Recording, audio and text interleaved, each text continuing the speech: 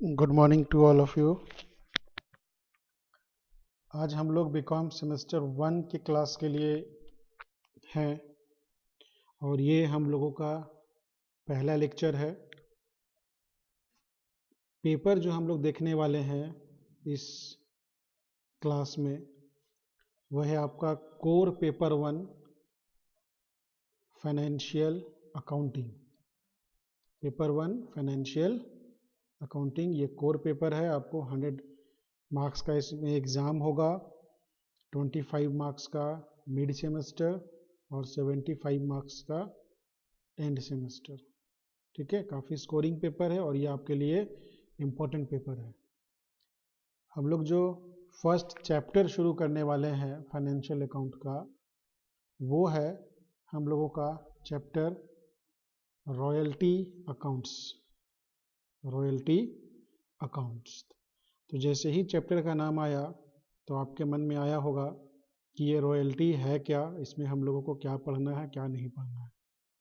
ठीक है, तो ये सारे जो आपके क्यूरियोसिटी है उसी को दूर करने के लिए हम लोग आगे बढ़ते हैं और देखते हैं कि रॉयल्टी अकाउंट्स होता क्या है, अकाउंटिंग ट्रीटमेंट इसका किस तरह से करना चाहिए, कितने तरह के रॉयल्टीज़ होते हैं।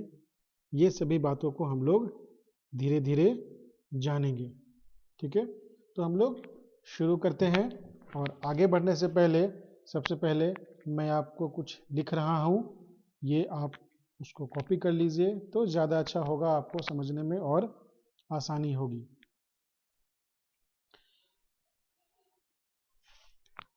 तो हम लोग पहले इसका मीनिंग लिखते हैं, उसके बाद उसी के आधार पर हम लोग चर्चा करेंगे। तो आप लिखते चलिएगा साथ में। Royalty is an amount. Royalty is an amount payable. Royalty is an amount payable for utilizing the benefit. Utilizing the benefit of an asset. Utilizing the benefit of an asset. Assets को थोड़ा सा आप box में ले लीजिए या underline कर लीजिए। दिस में be either tangible or intangible. Tangible in a few cases, otherwise generally it is intangible assets or certain rights. Certain rights which is held by some other person.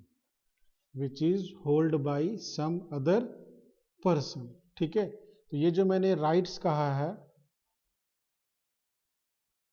In rights में आपको आता है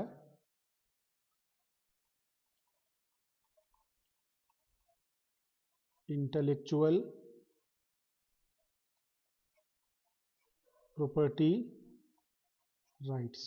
intellectual property rights means किसी भी intellectual property को, means copyrights वगैरह हो गया, पेटेंट्स हो गया, इन सभी को यूज़ करने का जो राइट होता है वो राइट ही कहलाता है क्या, intellectual property right.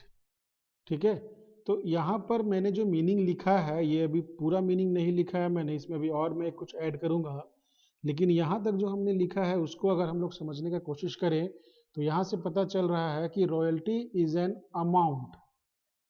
It is an amount, periodic amount आप कह सकते हैं उसको, periodic amount.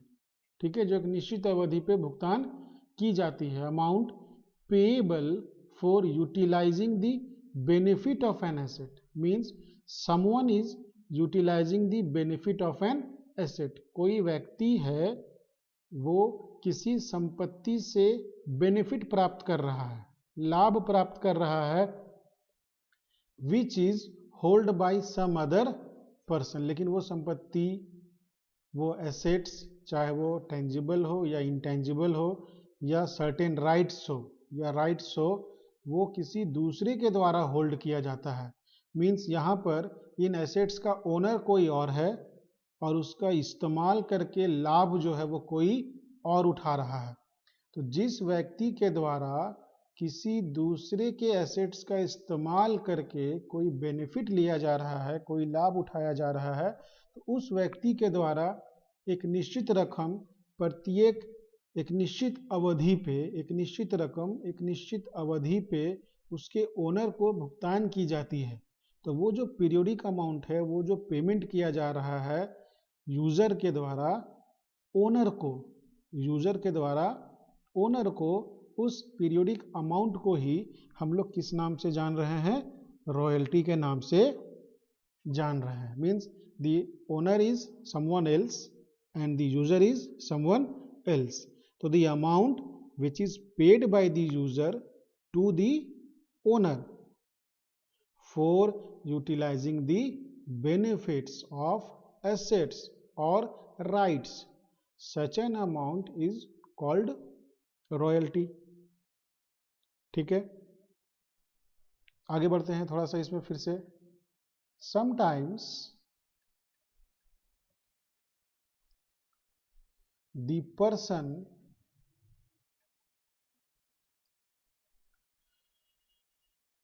who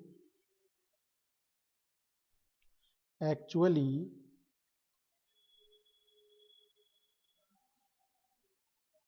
hold the right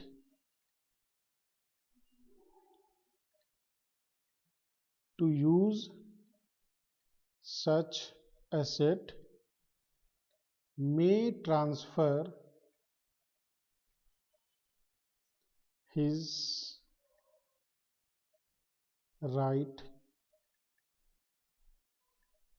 or allow some another person to enjoy the benefits of such right for some consideration,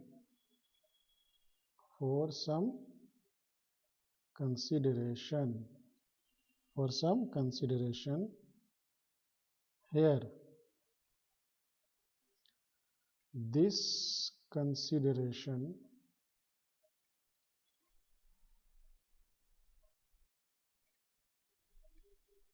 can be termed as royalty. This consideration can be termed as royalty. ठीक है, अब यहाँ पर क्या कहा जा रहा है? तो देखिए क्या बोलता है. बोलता है कि कभी कभी क्या होता है कि जिस पर्सन के पास उस एसेट्स का यूज करने का राइट होता है, वो अपने उस राइट को या तो किसी दूसरे को ट्रांसफर कर देता है कि आप इसका यूज कर लीजिए, या फिर किसी दूसरे को भी ये आज्ञा दे देता है या अलाउ कर देता है कि आप भी इसका इस्तेमाल कर सकते हैं और इससे कुछ बेनिफिट्स डिराइव कर सकते हैं, बेनिफिट्स प्राप्त कर सकते हैं. लेकिन मैं ये जो आपको अधिकार दे रहा हूँ इस्तेमाल करने का इस एसेट्स का या राइट्स का, ये मैं आपको मुफ्त में नहीं दूंगा, फ्री में नहीं दूंगा, बल्कि मैं बदले में आपसे कुछ कंसिडरेशन लूँगा. तो वो जो कंसिडरेशन दिया जा रहा है, मीन्स इस्तेमाल करने के बदले में जो चीज़ भी दिया जा रहा है, जनरली अमाउंट पेमेंट करना होता है, वो कंसिडरेशन को हम लोग किस नाम से जान सकते हैं? रॉयल्टी के नाम से जान सकते हैं. अभी हम लोग एक एग्जांपल देखेंगे तब आपको और क्लियर होगा ठीक है। यहां पर एक बात, इंपॉर्टेंट बात आपको ध्यान रखना है कि रॉयल्टी में बी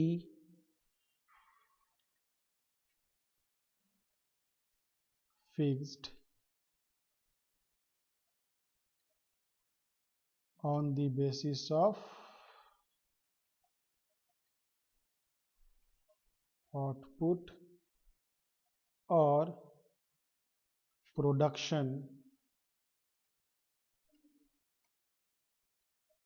और सेल्स, प्रोडक्शन और सेल्स। ठीक है, तो ये तो बात हो गया कि royalty is an amount payable for utilising the benefit of an asset और certain rights which is hold by some other person. ठीक है, कभी कभी क्या होता है कि संपत्ति किसी और की होती है और उसका इस्तेमाल करके लाभ कोई और प्राप्त करता है। तो जिस व्यक्ति के द्वारा लाभ प्राप्त किया जा रहा है किसी दूसरी की संपत्ति से, उस व्यक्ति के द्वारा एक निश्चित अमाउंट, एक निश्चित समय अवधि पर उसके ओनर को भुगतान की जाती है। वो जो अमाउंट, वो जो रकम भुगतान की जा रही है, उसे ही हम लोग रॉयल्टी के नाम से जानते हैं। ठीक है, चलिए अब हम लोग इसको एक एग्जाम्पल के थ्रू समझते हैं। आप लोगों में से स्मार्टफोन शायद ही कोई होंगे जिनके पास नहीं हो, सभी के पास है, होने चाहिए, होते ही हैं।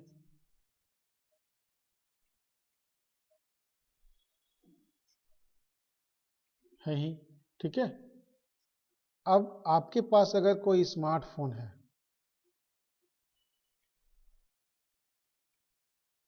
तो वो स्मार्टफोन किस कंपनी का हो सकता है? या तो वो हो सकता है सैमसंग का भी हो सकता है,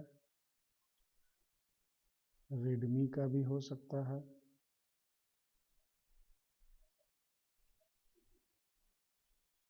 ठीक है, वीवो हो सकता है, ओप्पो हो सकता और क्या क्या है जी, वाई है, बहुत सारा है कि नहीं? या किसी दूसरे, एप्पल भी हो सकता है, चलो एप्पल को भी ले लेते हैं, कुछ लोग को एप्पल भी होगा भाई। ठीक है, तो एप्पल को हम लोग यहाँ पर फिलहाल शामिल नहीं कर सकते हैं, हमारे क्वेश्चन के लिए जो हम लोग एग्जांपल ले रहे हैं उसमें सूटेबल नहीं है। तो एप्पल का अपना ओएस है, ठीक है, एप्पल का तो ऑपरेटिंग सिस्टम अपना होता है। लेकिन आप सैमसंग लीजिए, सैमसंग भी हालांकि एक्जीनोस बना रही है, लेकिन ठीक है, ज़्यादातर उसके इन सभी सिस्टम्स में, इन सभी मोबाइल फोन्स में आप अगर देखेंगे तो इनका जो ऑपरेटिंग सिस्टम है, इनका जो ऑपरेटिंग सिस्टम जिसको हम लोग ओएस कहते हैं, वो जनरली कौन सा है? तो एंड्रॉयड है, एंड्रॉयड है, ठीक है। ये लोग अपने यहाँ सैमसंग भी एंड्रॉयड यूज़ करता है, रेडमी भी, वीवो भी, ओप्पो भी, वाई भी, और जितना भी है, एलजी फिलजी जितना भी है, मोटरोला जितना भी है, वो सभी लोग किस ऑपरेटिंग सिस्टम का यूज़ करते हैं? एंड्रॉयड का। तो क्या एंड्रॉयड जो है उसका मालिक सैमसंग है? तो जवाब है नहीं। तो क्या रेडमी है? नहीं, मालिक मीन्स डेवलपर है ना। वीवो है? नहीं। ओप्पो का भी, वो भी नहीं है। तो एंड्रॉयड का जो एक्चुअल डेवलपर है, एंड्रॉयड का जो एक्चुअल डेवलपर है वो कौन है? तो गूगल है, गूगल इंक है ना, गूगल है। एक्चुअल डेवलपर कौन है? गूगल है। तो हम लोग इसको बोल सकते हैं कि गूगल इज द डेवलपर और owner of the Android.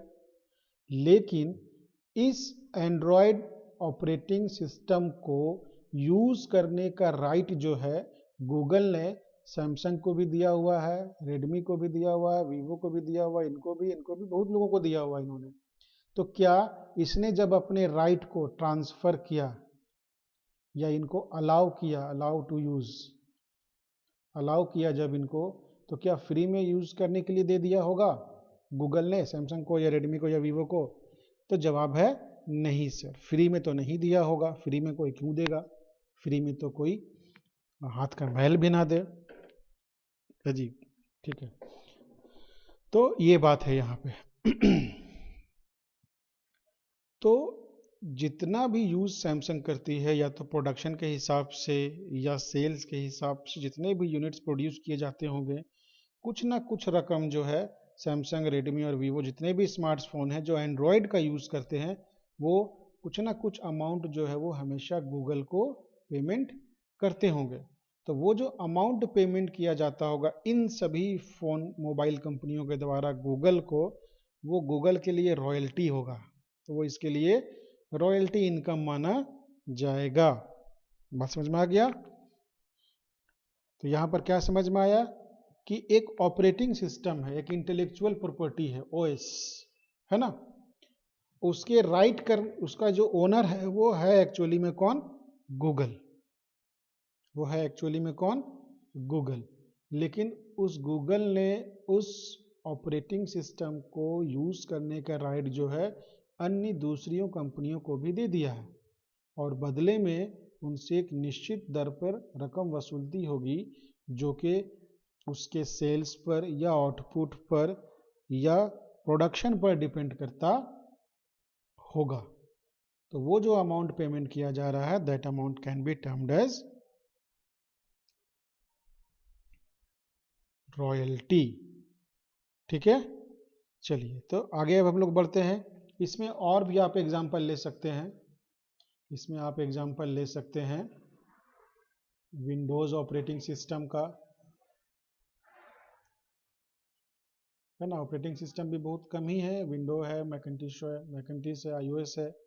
Windows operating system का भी ले सकते हैं। मतलब आप लैपटॉप ले लो, किसका ले लो, लेनोवो का ले लो, डेल का ले लो, या एनी अदर ले लो, एचपी का ले लो, या किसी का भी ले लो। लेकिन इन सभी में ओएस हमेशा कौन सा रहेगा? विंडोज ही जनरली रहता है। और विंडोज का मालिक कौन है?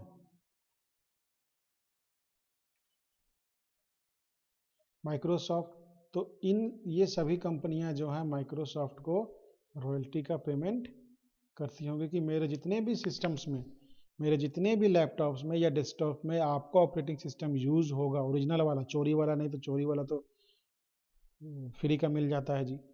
तो जितना भी यूज होगा, मैं उन सभी यूनिट्स के बदले में आपको एक निश्चित अमाउंट जो है दूंगा। तो आप ये एक एग्जांपल ले सकते हैं। अगला एग्जांपल आप ले सकते हैं बुक वाला, बुक का बुक पब्लिकेशन का ले सकते हैं आप। ठीक है, मींस ऑथर है, ऑथर ने क्या किया, बुक को लिखा, कंपाइल किया, ये सब काम करने का काम किसका है? ऑथर का। और ऑथर ने अपने बुक को सेल करने का या पब्लिश करने का राइट ट्रांसफर कर दिया किसे? पब्लिशर को। ठीक है, अब पब्लिशर क्या करेगी? बुक को पब्लिश करेगी, फिर बुक क्या होंगे? सेल होंगे। सेल होने से क्या आएगा? इनकम आएगा। तो इनकम का एक सर्टेन परसेंटेज किसको चला जाएगा? ऑथर को चला जाएगा। तो ये जो इनकम का सर्टेन परसेंटेज पब्लिशर के द्वारा, मींस यूजर के द्वारा किसको दिया जा रहा है? ऑथर को, मींस ओनर को। That amount is termed as royalty. ठीक है, और भी बहुत सारे एग्जाम्पल है। आप इसमें किसी चीज़ का, मैन्युफैक्चरिंग का ले लीजिए, बुक का अच्छा एग्जाम्पल था, मैंने आपको मोबाइल फ़ोन का एग्जाम्पल दिया। वो सब एग्जाम्पल से आपको इजीली समझ में आ जाएगा। ठीक है, तो अगर हम लोग इसको कंक्लूड करें कि व्हाट इज रॉयल्टी, अगर हम लोग कंक्लूड करें कि व्हाट इज रॉयल्टी, की रॉयल्टी है क्या, इतना कहानी सुनने के बाद अगर हम लोग कंक्लूड करें, तो हम लोग कह सकते हैं कि royalty is a periodical sum, royalty is a periodical sum which is based on output and payable which is based on output और sales और production, थोड़ा शॉर्ट किया यहाँ पे, and payable by the user, payable by the user to the owner, payable by the user to the owner. Why he pays? For having utilized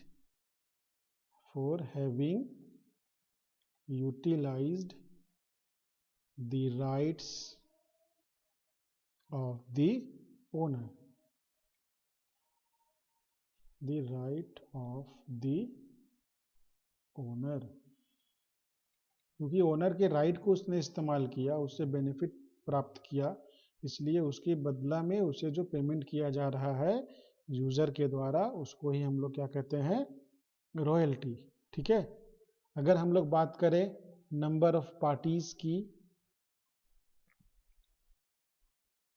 कि royalty contract में कितने पक्षकार होते हैं, तो there are 2 parties, there are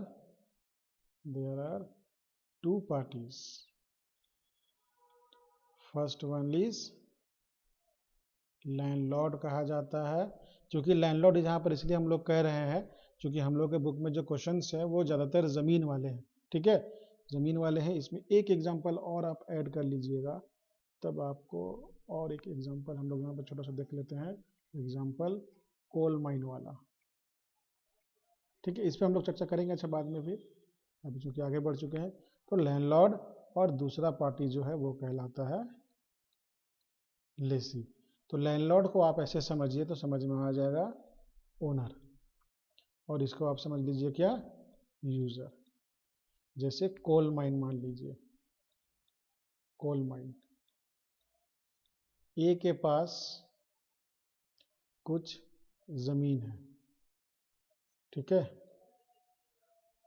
जिसमें coal block है, coal block है।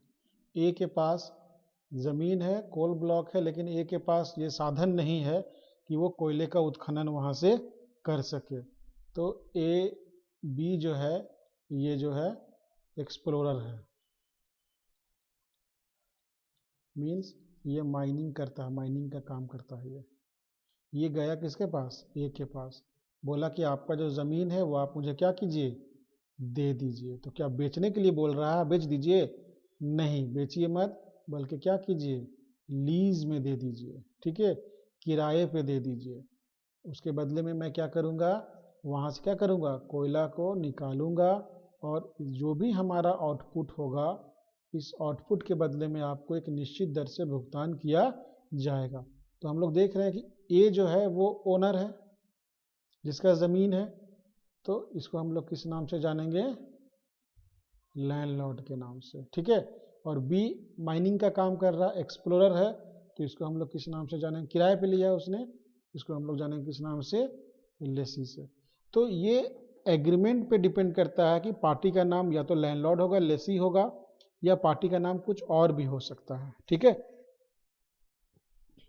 जैसे इधर जो हम लोगों ने देखा बुक वाले का केस में, तो यहाँ पर पार्टी का नाम क्या है? ऑथर, और यहाँ पर इस पार्टी का नाम क्या है? पब्लिशर। तो इसमें भी 2 पार्टी ही होगा, एक का नाम होगा ऑथर और एक का नाम होगा पब्लिशर। ये पार्टी का नाम हो गया। अगर हम लोग बात करें ऑपरेटिंग सिस्टम वाले, विंडोज ऑपरेटिंग सिस्टम वाले का, तो ये तो पेटेंट वाला काम हो गया ना। तो एक हो गया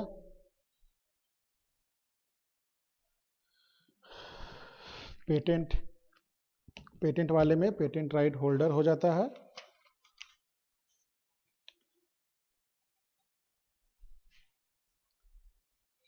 ठीक है, पेटेंटी।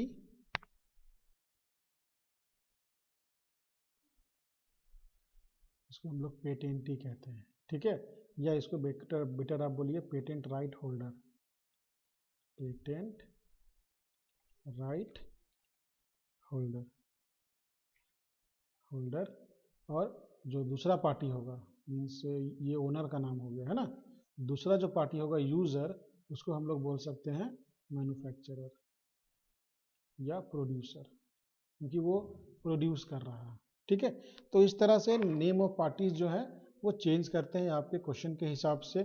लेकिन इन जनरल बात करें हम लोग, जिस तरह का क्वेश्चन हम लोगों के सिलेबस में दिया हुआ है उसकी बात अगर हम लोग करें तो उसके हिसाब से there are two parties, one is landlord and another one is lessee. तो दो पक्षकार होते हैं, एक लैंडलॉर्ड और दूसरा लेसी होता है, ठीक है। ये तो बात हो गया, मीनिंग का बात हम लोग कर रहे थे। अब एक डेफिनेशन हम लोग देख लेते हैं। डेफिनेशन, तो डेफिनेशन आपके बुक में भी दिया हुआ है, मैं भी यहाँ पे लिख दे रहा हूँ, थोड़ा जल्दी हाथ चलाइएगा। अकॉर्डिंग टू विलियम आचारवाला, मतलब पिकल्स, तो इन्होंने कहा है कि royalty is the remuneration, royalty is the remuneration payable to a person, payable to a person in respect of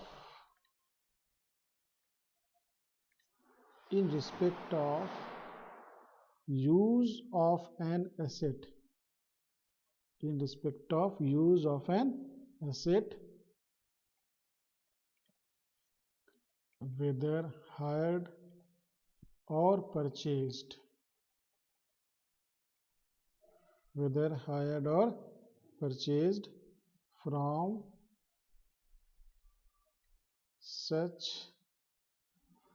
person, calculated by reference to and varying with quantities produced, or sold as a result of such an asset,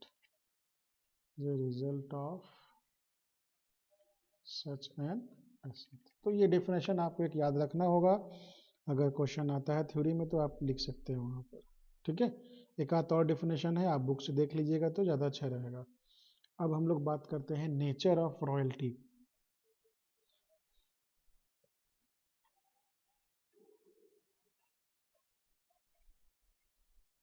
nature and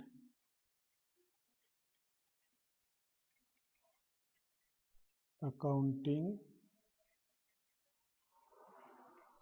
treatment of royalty, ठीक है। पहला जो इसका nature है कि royalty is a nominal account. Royalty क्या है? Is a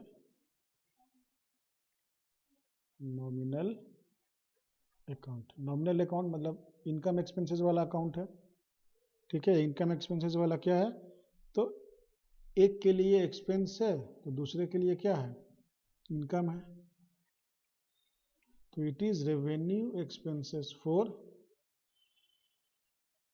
Lesi and revenue income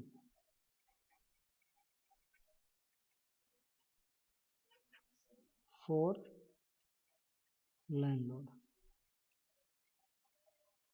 landlord को एक और नाम से जानते हैं हम लोग, लेसर। सेकेंड, जनरली आप जो भी क्वेश्चन सॉल्व करेंगे वहाँ पे आपको ये मिलेगा कि royalty is equal to output multiplied by rate of royalty, multiplied by rate of royalty. ये रॉयल्टी निकालने का फॉर्मूला है, जितना भी आउटपुट हुआ और उसमें आपको जो रेट दिया हुआ है रॉयल्टी का कि 1 रुपया प्रति टन, तो 1 रुपया प्रति टन अगर मान लीजिए आपका 100 टन हुआ तो 100 रुपया रॉयल्टी हो जाएगा, इस तरह से। फिर थर्ड नंबर में it is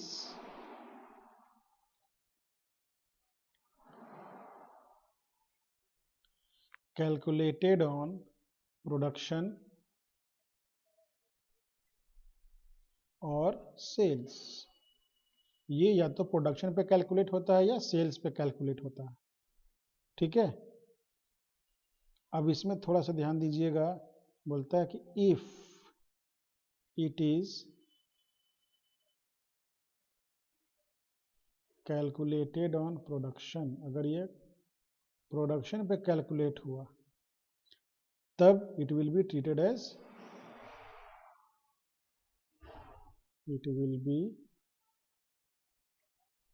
treated as part of cost of production,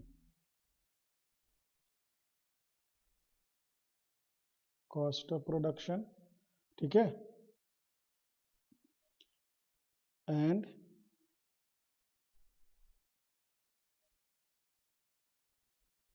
charged in manufacturing account and charged to manufacturing account। और पांचवा बोलता है कि if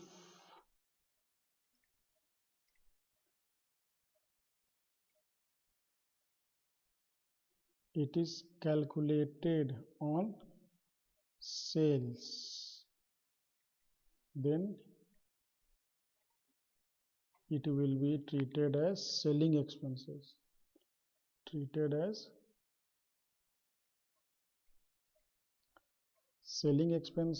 and charged to profit and loss account, charged to statement of profit and loss, ठीक है। ये 2 point, last का जो 2 पॉइंट है उसको आप समझ लीजिए। हम लोगों को इतना पता है कि रॉयल्टी जो है वो रेवेन्यू एक्सपेंसेस है, रॉयल्टी इज रेवेन्यू एक्सपेंसेस है। लेसी के पॉइंट ऑफ व्यू से हम लोग बात कर रहे हैं, तो it may be either calculated on the basis of production, it may be either calculated on the basis of production or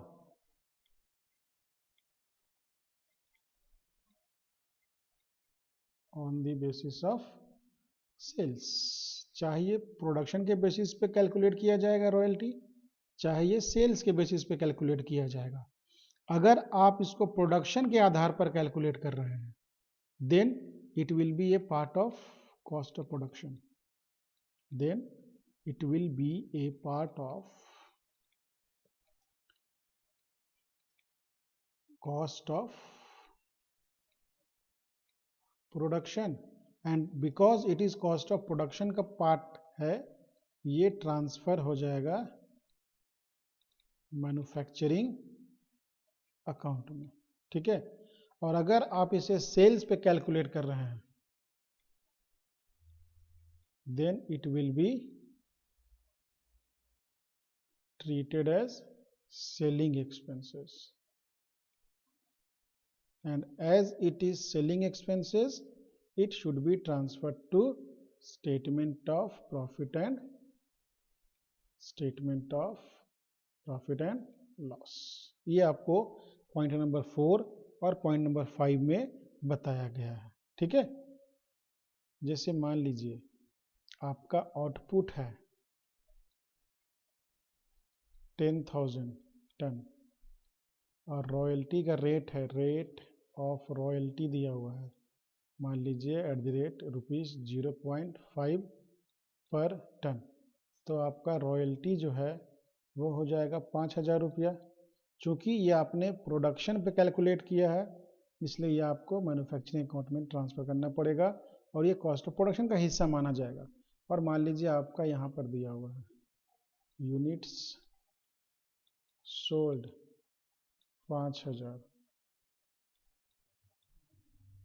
rate of royalty दिया हुआ है ₹0.5 पर यूनिट सोल्ड, मतलब ये सोल्ड पे दिया हुआ है। तो यहाँ पर आपका जो रॉयल्टी निकल रहा है वो 2500 रुपये निकल रहा है। तो ये क्या माना जाएगा? Selling expenses. और चूंकि सेलिंग एक्सपेंसेस माना जाएगा इसलिए कहाँ ट्रांसफर हो जाएगा? प्रॉफिट एंड लॉस अकाउंट में। ठीक है, तो आज की क्लास को हम लोग इतना ही रखते हैं, क्योंकि अगर और बताया जाएगा तो फिर क्लास थोड़ा सा लेंदी हो जाएगा।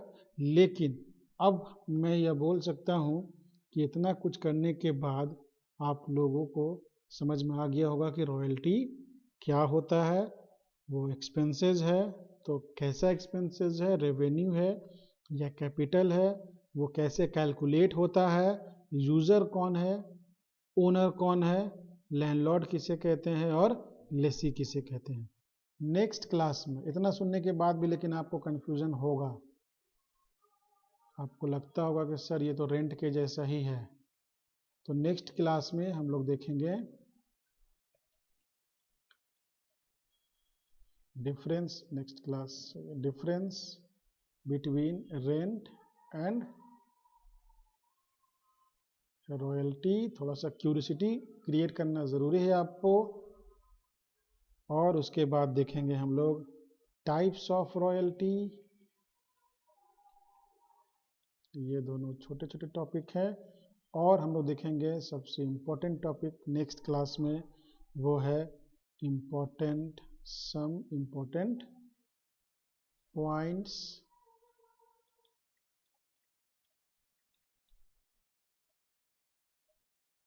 रिगार्डिंग पॉइंट्स ना बोल करके हम लोग इसको बोलते हैं टर्मिनोलॉजी